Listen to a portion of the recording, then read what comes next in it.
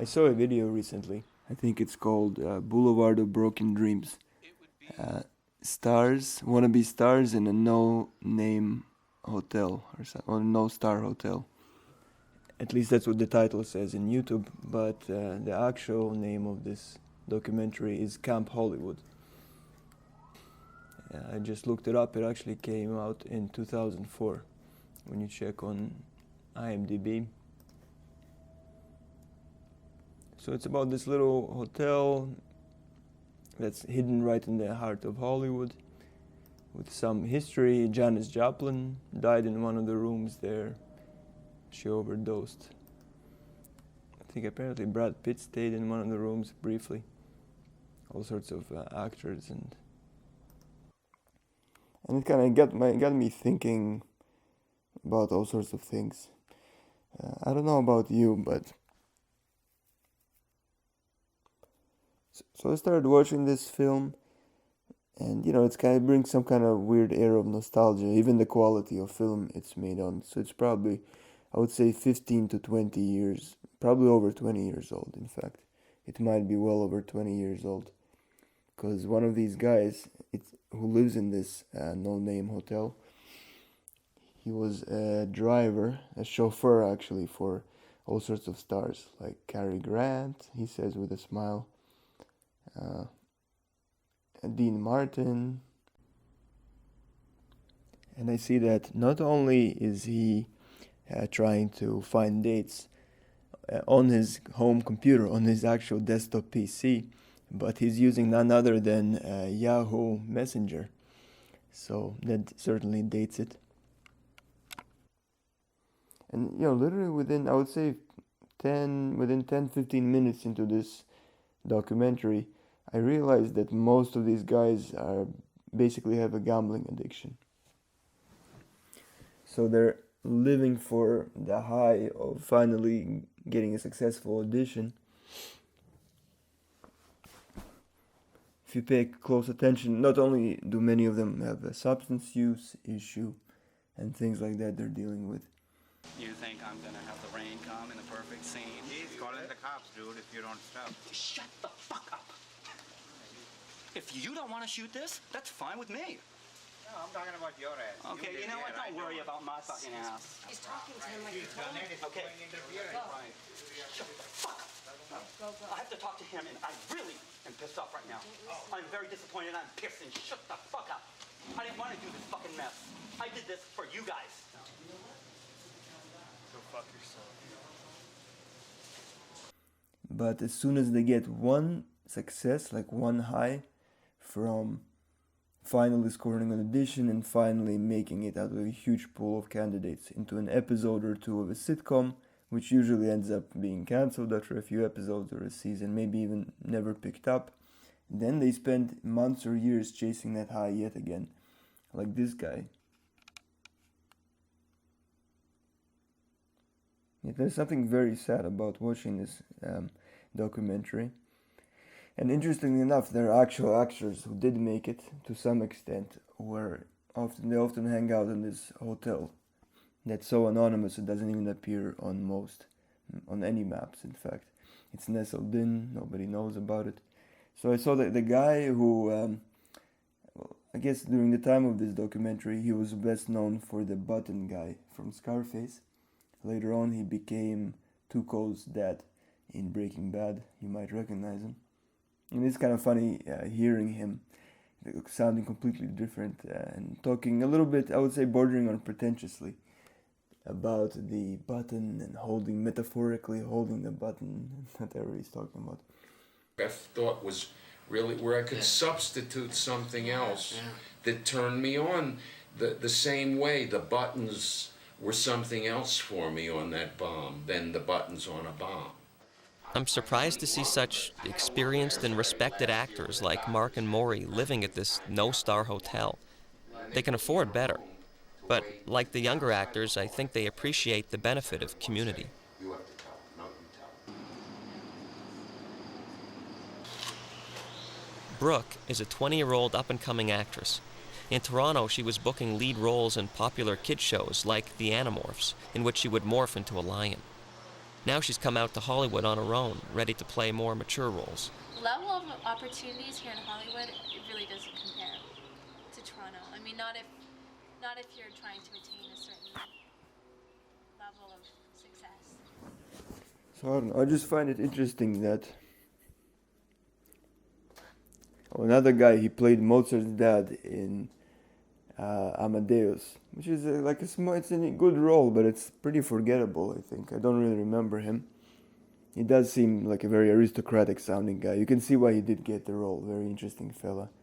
In my time, it was very, very different. Not only actors were they trained very strictly and had to do their spell in repertory and gain experience, but if you went for an interview in those days and your shoes weren't polished or your nails weren't clean, you didn't get the job. There was a kind of phony, totally phony, but a kind of or a gentleman aspect about it. You had to be a gentleman to be an actor, particularly in England. I mean, it was kind of blown wide open with Marlon Brando and the method and all that stuff, and we've carried on from there. Now young actors are much more relaxed and assert their own personalities still. You know, once upon a time, the English actor used to go to the Royal Academy of Dramatic Art, and with gestures 1, 2, 3, and 4, walk down to the footlights and spout Shakespeare in the most beautifully modulated Royal Academy voice. You know, it's fucking boring. It had nothing whatsoever to do with acting. It was, and a lot of that is still pertinent in the English theatre. We've become a bit more relaxed in the English theatre. Can I interject here? Yeah. Okay. Do you know what I see in America? Shitheads wearing dirty shoes. Oh, she's from the old school. Dirty everything, and their faces are monstrous. Their hair is disgusting, and they have an impertinence, but they don't have the fucking talent that goes with the kind of impertinence that they're pushing in the front of them. I think you're wrong. I think you're totally wrong about that, and I'm glad I haven't got that point of view because, yeah, I mean, I think that a lot of actors, we had a typical example of a young English actor who came out here and stayed with us for a while, and we were appalled by the way he dressed and behaved, and the fact that he was up till 3 o'clock every morning, and you know, smoking pot and all the rest of it, and sleeping until 1 o'clock, and that was not the way to get a job. Bugger it! For my money and my. It's your bloody trade. Go after it and do after it correctly.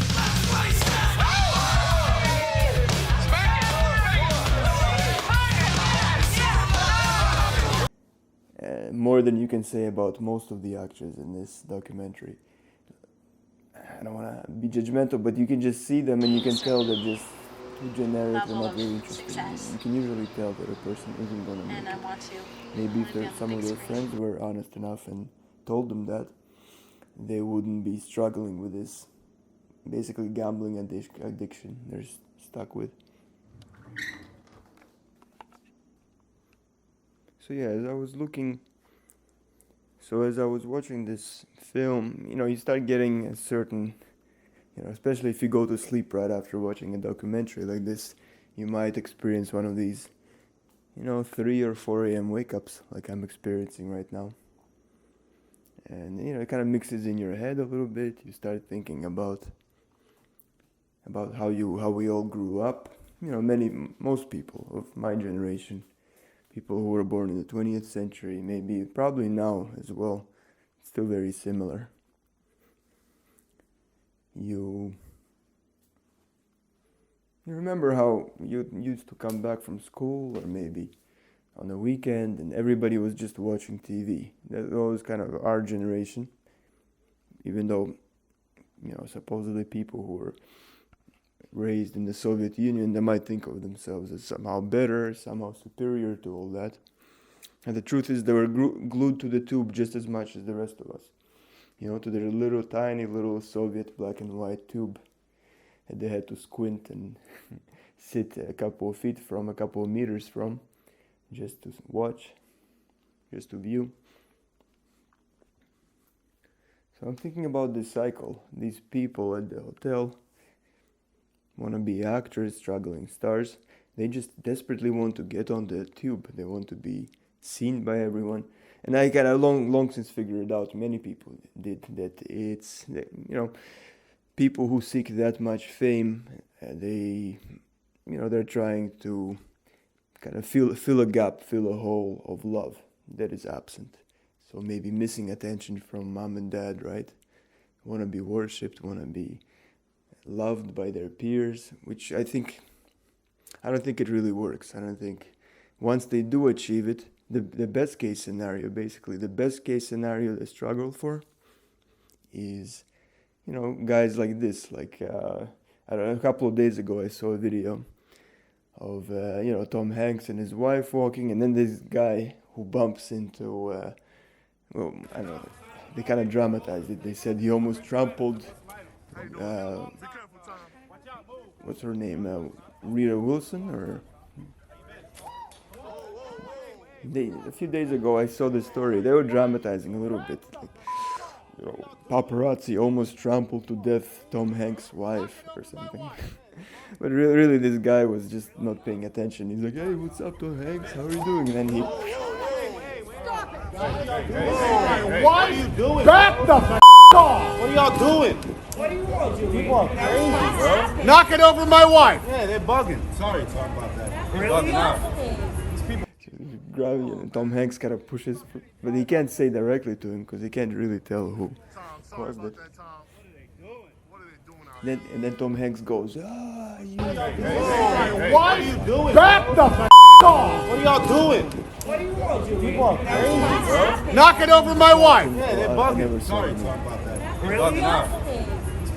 Come on, man. It's funny that Tom Hanks... Sorry about that, Tom. Went out of his way. Tom, sorry. And then this guy, look at this guy. He's like, yeah, what are you all doing? And he's the one who walked into her because he wasn't paying his attention.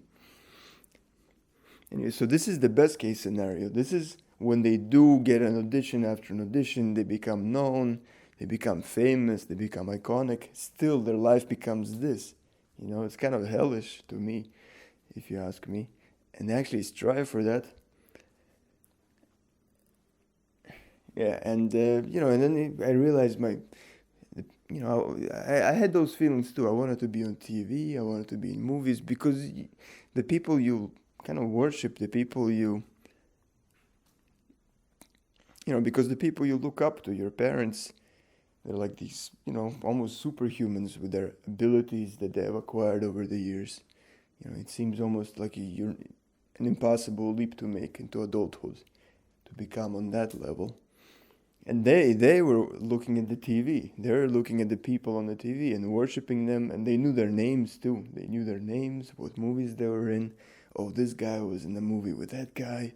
And this dude, remember him? If he has a mustache in this movie. But in fact, it's the same guy. I recognized him from a different movie. So they're like, and many people voiced that. I think Quentin Tarantino, he talks about it. He thought that part of growing up was... when you finally grow up, when you know all the people on TV, because his dad would just point out different actors and actresses he would recognize. So I kind of felt the same way. I can definitely relate to this feeling. But I wonder if they knew just how much damage they're doing by being there and worshipping these TV people and knowing all their unnecessary stories and backgrounds, how much effect that has on the kids, the children. Because that's another clip that I saw a couple of days ago. So he's interviewing these people on campus, asking them about their pronouns, right? He's asking them, what do you identify with? And this person says, I'm an it, I'm a them. And these two clearly young women are, we're not sure, we're gender fluid, gender binary, whatever, gender flexible. But actually we're transmasculine. Then I feel like they're making this stuff up on the spot. They're transmasculine. And I can't help but wonder, where is the dad in this, in this picture, who would just come up to them and say, young ladies, like with dad voice, young ladies, go outside. Young ladies, let's go outside. He wakes them up at 7 a.m. They're all sleepy and groggy, you know. Young ladies, okay, right now, young ladies, drop the nonsense. Let's go outside and rake the leaves. We gotta do this right now. There's leaves that need to be raked. Let's go. You see this shelf? We're gonna be fixing this shelf, young ladies. Just a guy who tells them who they are, because they are looking for confirmation. I think it is gender dysphoria. I don't think it's they're trans anything. I don't think for the most part there is any of that trans stuff. I think they're literally people who are confused, you know. And you wonder where the parents are, and I'm really bummed out when I think about, for me, the parents watching TV, especially the dad watching TV, meant I didn't have that exposure. You know, a person who says, okay, let's go, wake up, let's do this. We gotta, kind of snaps you into the real world, you know. You gotta fix something. We're gonna be, we're gonna be going outside. We're gonna be going camping. We're gonna be doing some real world shit, you know. Don't focus on the TV, people. Don't focus on all this unnecessary stuff that's going on. You know, if you don't know, forget the news for now. The news will mostly not affect you. You gotta just focus on your own life, on what's right ahead of you, right in front of you. So that realism that's missing from basically a few generations' lives by now, I should say. And that's the best case, because some people, when they saw their parents watching TV, that meant, okay, so this evening our parents are entertained enough, so they're not going to be busy with actual abuse. It's just going to be passive neglect and abuse. And once the TV is broken, or it doesn't have anything interesting on, then they focus on the real abuse. So some people had that experience, I'm sure, and so the TV was like a saving grace for them. Not to mention a surrogate family for when they were alone at home. I heard about latchkey kids and all that. But back to these two young women who are clearly confused. I just feel like it's hard for me to understand this issue with gender identity, or gender dysphoria, I would say. It's still an appropriate term, but I still feel like it's a mental illness. And by the way, I want to remind you that mental illness should not be stigmatized, right? So I don't mean that in a judgmental way. Yes, gender dysphoria is a mental illness. Many people suffer one form of mental illness or another, whether or not they will admit it or not. And I think it's clearly it's not another gender, not another sex. It's actual mental illness, because it comes prepackaged with a bunch of other stuff. It comes prepackaged with anxiety, with all sorts of issues. And I just want to say that I don't think we should give it that much credit. We shouldn't publicly acknowledge it as much as it's been getting attention lately. That's all I want to say. Because, I was watching another clip of this schizophrenic woman. I thought it was pretty interesting. I have doubts about this whole show in general. I feel like the host is a little shifty. Something is weird about, like something in his eyes, like he's a psycho or something. The way he looks at kids and, these people. I don't know, something irks me about him and his show. And his motivations too. Like just always getting close to vulnerable people. Anyway, I don't know anything about him. Maybe he's all, he has fully pure motivations. I can't really tell you for sure.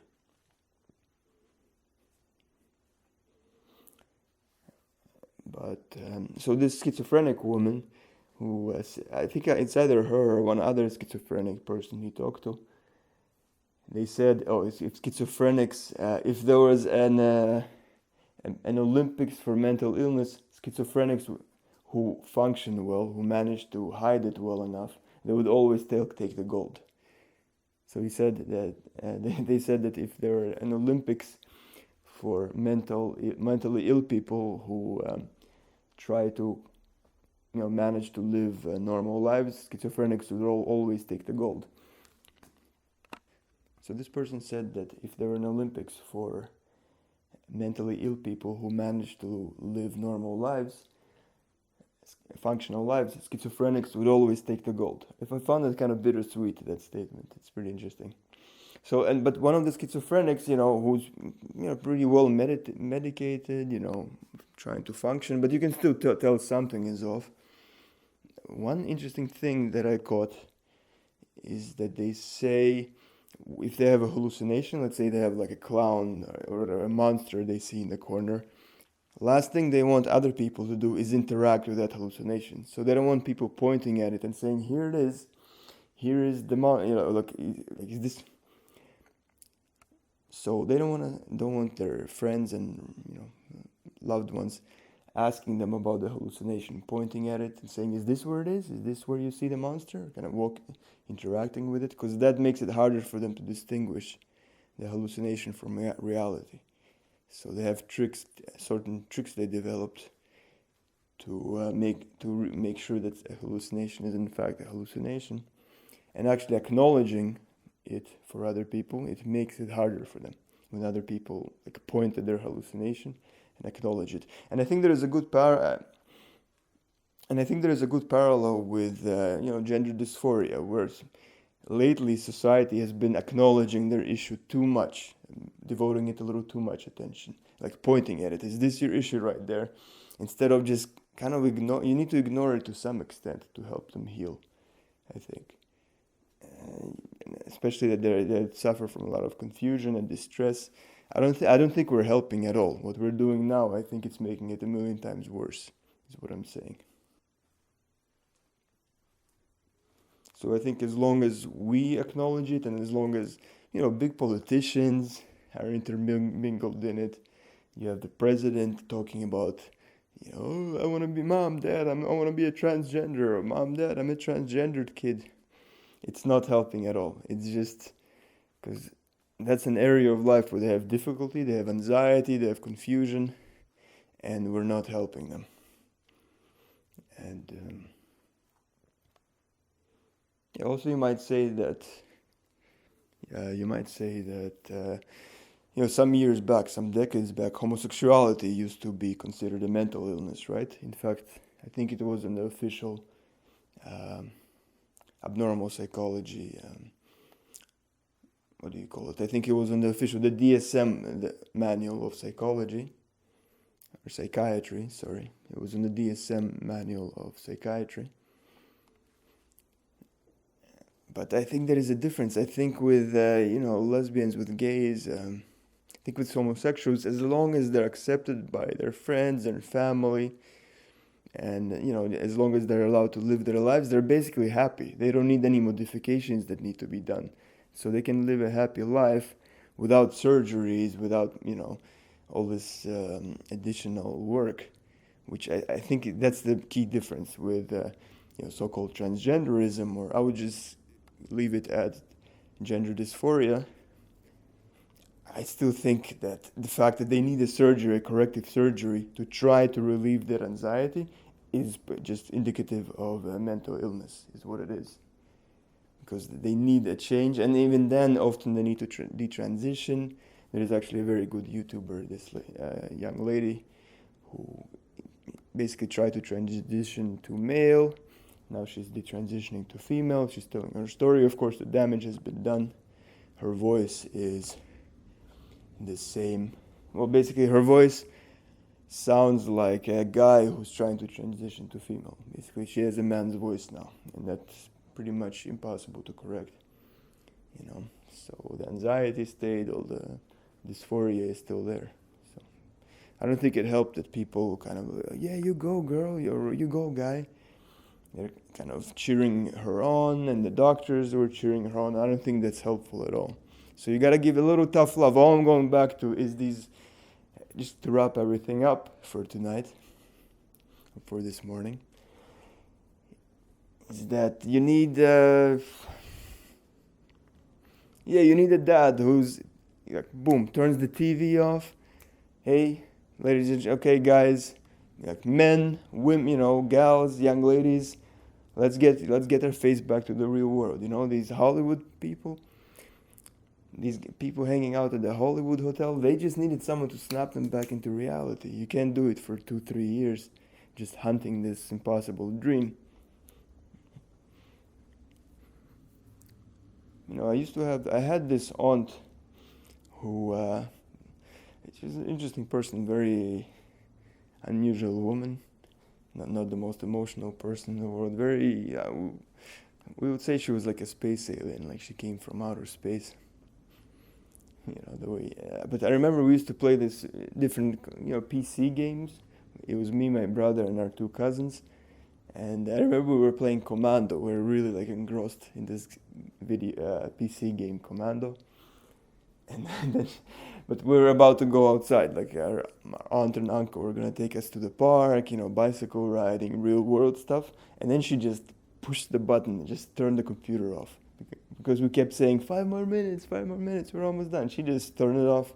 She didn't care, And we were better for it because we went outside, we got fresh air, we hung out. You need to get back into the real world, honestly. You stop nurturing the mental illness. I think that's what's been happening a lot. Mental illness just keeps getting nurtured and nurtured. And then there's the isolation and all that. Anyway, all right, I guess until next time. Thanks.